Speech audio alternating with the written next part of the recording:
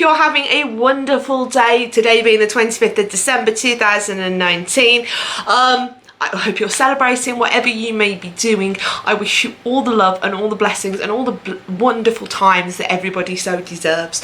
I am here with a quick drop-in for Christmas with a couple of Christmassy style tags. I know my background doesn't look Christmassy, but I think one of the questions on one of the tags, I'll show you some of my decorations in a minute. But really just here to share some Christmas love today. Starting off with two tag videos that I found, tags that I found, and I'm going to do you my responses now. We'll talk about those in a minute. And then to thank some of the awesome people who have made my 2019, which on a personal level has been shitty AF, wonderful, and particularly those who have made my time on BookTube to start this year off. To, you know, the second part of this year and to kind of start me on this new journey. Just to thank them really. But let's start off talking tags. So I have my phone here with everything on, and we will get cracking with this. So let me just reload everything. We have the Merry Christmas tag, which was found over on the channel of Fifth Talk, a Merry Christmas tag where for all the letters in Merry Christmas, Fifth Talk has put a question and a prompt. This is about Christmas in general, so we're going to start there. Let's get cracking. Let's start off with M for Merry. Many families have traditions. Does yours, and what are they? Well, probably my dad and his partner, my little sister, came around yesterday. That always happens. Either I go to them for Christmas or they come to me for Christmas. So that happened yesterday.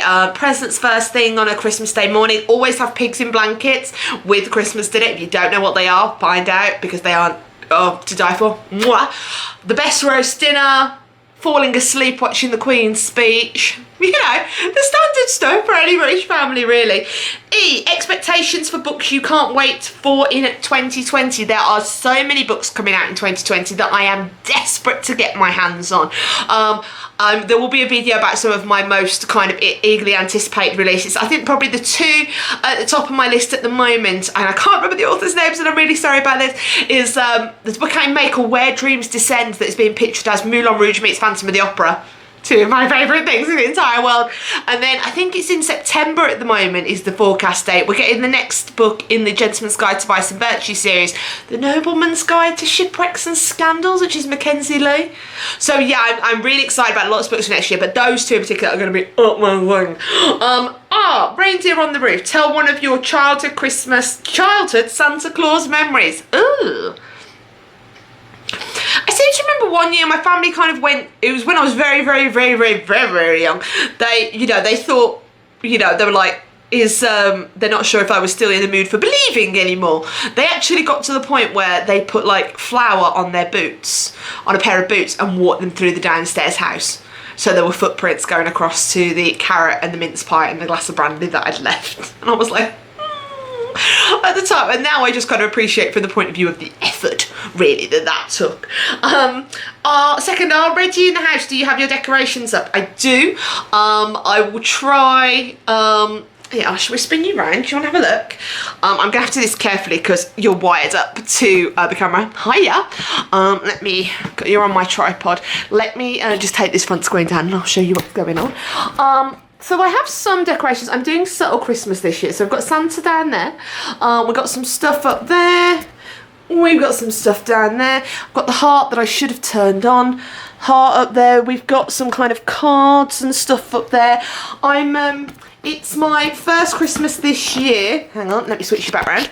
Hi. It's my first Christmas this year without my mum, who passed away in April of this year, and who I miss every day. A lot of people saying, should I really be spending Christmas on my own this year? Sorry, the charging cable's just come out and I don't want you to die. Should I be spending Christmas on my own? Well, I should do what I want to do. I'm sorry, my camera's gone kaswiggles and I don't want you to die. Right, that's better. There you are. So should I be, but I just wanted to do subtle Christmas this year. I wanted to do Christmas on my time, on my speed, and that's what I'm doing. I am on my own tomorrow. I'm on my own today even, sorry. I'm gonna make myself a little dinner later. It's just gonna be really, really chill and I'm looking forward to it. To end out, Mary, we have why your letter to Santa Claus. What's on your wish list? I don't really have anything particular on my wish list. Book vouchers are always good, you know. Money so I can buy books is always good. Nah. But other than that, it's just, you know, I appreciate it. I know my sisters have both told me that they're like, oh my God, we've got you bookish themes things this year. And I was like, good, catching on. Usually now, you know, I'm 35 in February. A lot of people just kind of get me money now. Or vouchers is always good. And smellies, always snap and have some nice smellies. Let's get into the word Christmas. C, carols you blast during the holiday season. I don't really blast carols. I blast kind of modern stuff. So I do like Angie Williams, It's the Most Wonderful Time of the Year. Bit of Mariah, All I Want for Christmas Is You. Kelly Clarkson, is it Beneath the Christmas Tree, Underneath the Tree? Is a banging tune. So I'm more for the modern stuff rather than the carols, really. H, how early do you wake up on Christmas morning? I try and get up by about 8:30, 9 a.m. It goes back to all the years my mum, my stepdad would be like, you can sleep in, but we're not opening your presents because it'll be lunchtime by the time you get up. And I'll be like, ah. So I make myself get up early. I kind of set an alarm for about 8:30 and I'm usually down for 9 to 9:15. Not too bad. My little sister was here earlier and was like, I'm getting up at 6 tomorrow. I was like, sadder. Reading on Christmas, yes or no? No, not normally, but this year I'm by myself, so I'm going to do that the hell I want. And I'm in the middle of a couple of books, so yeah. Indoors for the holidays or outdoors playing in the snow? If we had snow here in the UK, I probably would go and play in it, but since we don't, it's definitely inside for the holidays this year. That is the next question. S, snow or no? Does it usually snow on Christmas?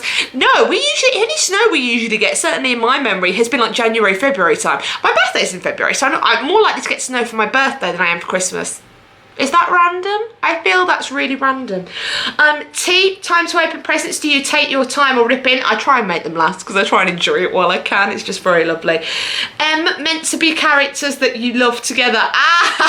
Is this like OTPs and stuff? Monty and Percy from Gentleman's Guide probably would be the standouts. I'm a little bit obsessed with that series. And also, Mia and Trick from the Nevernight Chronicles.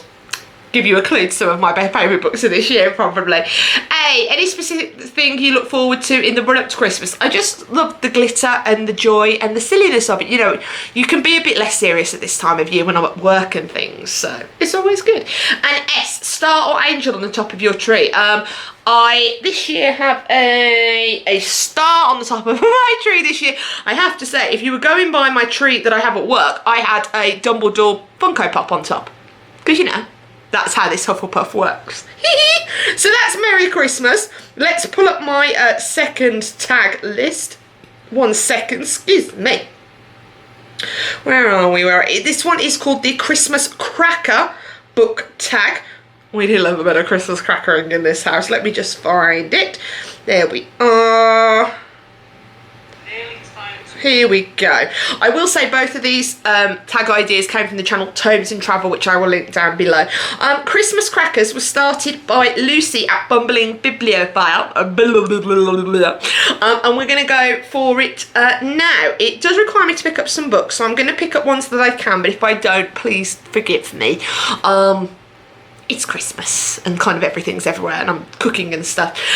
Number 1, pick a book with a wintry cover. I would check out Winterwood by Shay Earnshaw. If you've seen the Owl Crate version, which was the November book for the Owl Crate box, they switched the colours up and it was a majority white cover with blue. It is stunning. Please check that one out.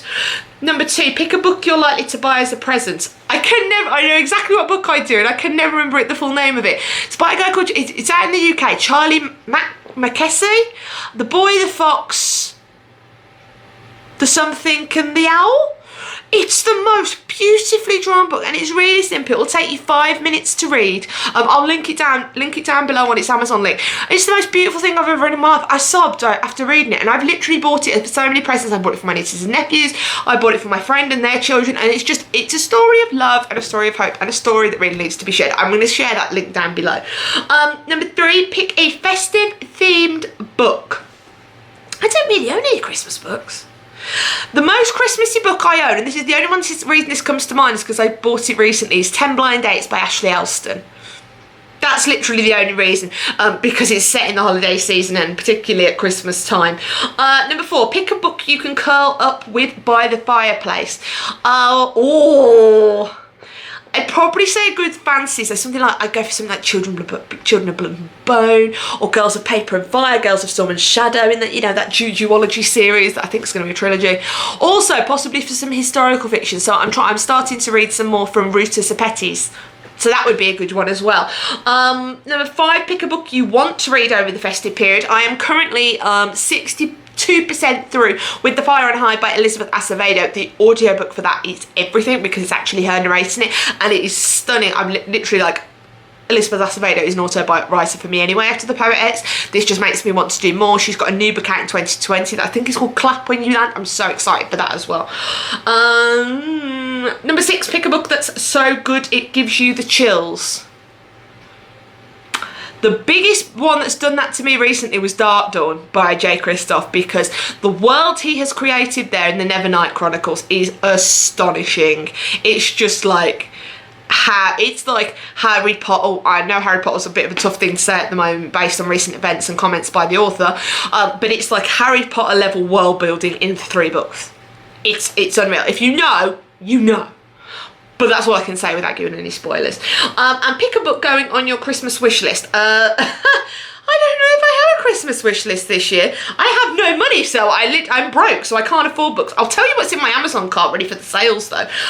Meg and Jo by Virginia Cantrell, which is a little modern day Little Women retelling. Really interested in that. And When the Moon Was Ours by Anna Marie McElmore, which is one I've seen really, really recommended. But if I went on my Amazon wish list, there's quite a few. Loads of pre-orders for January and February. One of my favourite mangas that I've ever read, Your Name. I've read Volume 1, Volume 2 and 3. The Looking Glass by Janet McNally. The Letters of Cole Porter. What else have I got on here? Relish by Lucy Kisley. The Will and the Wild's coming out in the new year. Got some DVDs, got some cookbooks, trying to cook more. And lots of kind of things that are coming out in the new year. Blimey, that got that done quick, did it? But literally, it's a time of year to reflect. Like I said, I lost my mum this year. I'm not really in a festive mood, but kind of seeing the joy it brings to others, and whether you celebrate Christmas or you're just celebrating the holiday season, I hope it's bringing you all it can. What I'm also going to do down below in the comments is link some of the booktubers who have brought me all the joy and all the blessings since I joined BookTube. I think it was in June now, so I think I've been doing it for like 6 months. Yay me. So all the joys, you will probably recognise a lot of the names down there, but they have, just on a booktuber level, on a person level, it's either by watching their videos, listen to their content, talking. I've had the privilege to kind of talk to and chat with some of them. It's just been overjoyous, and like I said, it's a bit of a shout out to some faves and maybe some people you wouldn't necessarily go straight to, so giving them a big boost and a big shout out as well. Like I said, folks, wherever you are, I hope you're having a wonderful Christmas. I hope you're having amazing holidays. Keep your eye out in the next week or so, up until and just after New Year, where I can look at some of my favourite books of the year. I look at some of my favourite series. I'm doing something with covers, and then I talk about what I'm really interested to read in 2020. So this is Olivia saying Merry Christmas, folks. I have been Olivia. This has been Stay Bookish. Bye bye.